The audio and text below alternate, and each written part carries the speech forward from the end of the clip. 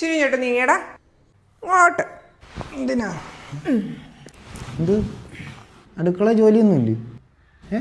ഉറങ്ങുന്നോ? ആ ഫാൻ എന്നിട്ടെ. എൻ്റെ phone charge ആയി കാണും, ഇനി എടുത്തേക്കണേ. എൻ്റെ അതേ ഡയലോഗാണല്ലോ പറയുന്നേ. കുറച്ച് കപ്പലിൻ്റെയും കൂടി ഇങ്ങോട്ടൊന്ന് എടുത്തേരെ. ഇത് അമ്മ എന്ത് എൻ്റെ കൂട്ടാവുന്നേ? പക്ഷേ ഈ പോക്ക് ശരിയല്ല.